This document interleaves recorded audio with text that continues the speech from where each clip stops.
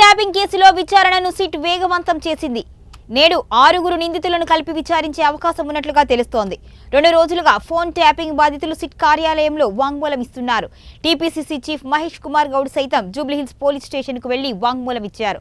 America నుంచి వచ్చిన తర్వాత ఇప్పటికే 3 సార్లు ఎస్ఐబి మాజీ చీఫ్ సిట్ విచారణకు హాజరయ్యారు. ఇక మంగళవారం కూడా రావాల్సి ఉన్నా హాజరు కాలేదు. ఈ నేపథ్యంలో ఇవాళ విచారణకు రావాలి అని సిట్ అధికారులు ఆదేశించారు. అయితే ప్రభాకర్ రావుతో పాటు నిందితులుగా ఉన్న రాధాకిషన్ రావు, భుజంగరావు, తిరుపతన్న, ప్రణీత్ రావు, శ్రవణ్లను కూడా హాజరు కావాలి అని సిట్ అధికారులు ఆదేశాలు జారీ చేస్తున్నట్లుగా తెలుస్తోంది.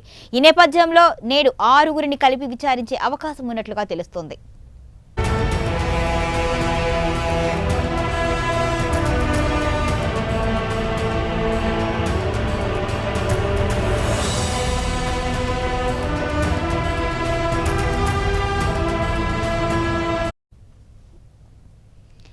ఇక ఫోన్ ట్యాపింగ్ కేసులో వాంగ్మూలం ఇచ్చేందుకు రావాలి అని ఎంపీలు ఈటెల రాజేందర్, ధర్మపురి అరవింద్, రఘునందన్ రావు, బీజేపీ ప్రధాన కార్యదర్శి ప్రేమందర్ రెడ్డిలకు కూడా సిట్ అధికారులు సమాచారం ఇచ్చారు. ఈ నేపథ్యంలో నేడు వారంతా కూడా సిట్కు వాంగ్మూలం ఇచ్చే అవకాశం ఉంది. 2023 నవంబర్ 15వ తేదీ నుంచి బీజేపీ నేతల ఫోన్ ట్యాప్ చేసినట్లుగా సిట్ అధికారులు ఆధారాలు సేకరించినట్లుగా తెలిసింది. బీజేపీ నేతలు, వారి ముఖ్య అనుచరులు, కుటుంబ సభ్యులు ఫోన్లు సైతం ట్యాప్ చేసినట్లుగా గుర్తించినట్లుగా సమాచారం.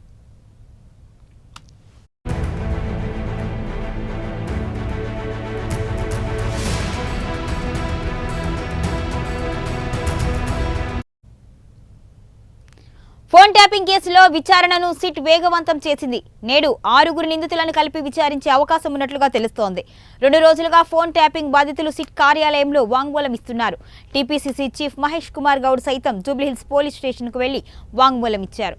అమెరికా నుంచి వచ్చిన తర్వాత ఇప్పటికే 3 సార్లు ఎస్ఐబి మాజీ చీఫ్ సిట్ విచారణకు హాజరయ్యారు.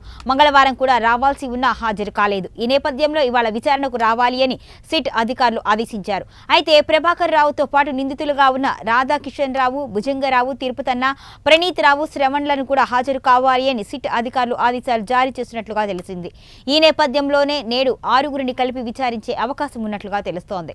ఇక ఫోన్ ట్యాపింగ్ కేసులో వాంగ్మూలం ఇచ్చేందుకు రావాలి అని ఎంపీలు ఈటెల రాజేందర్, ధర్మపురి అరవింద్, రఘునందన్ రావు, బీజేపీ ప్రధాన కార్యదర్శి ప్రేమేందర్ రెడ్డిలకు సిట్ అధికారులు సమాచారం ఇచ్చారు. ఈ నేపథ్యంలో నేడు వారంతా కూడా సిట్కు వాంగ్మూలం ఇచ్చే అవకాశం ఉంది. 2023 నవంబర్ 15వ తేదీ నుంచి బీజేపీ నేతల ఫోన్లు ట్యాప్ చేసినట్లుగా సిట్ అధికారులు ఆధారాలు సేకరించినట్లుగా తెలిసింది. ఇక బీజేపీ నేతలు, వారి ముఖ్య అనుచరులు, కుటుంబ సభ్యులు ఫోన్లను సైతం ట్యాప్ చేసినట్లుగా గుర్తించినట్లుగా సమాచారం.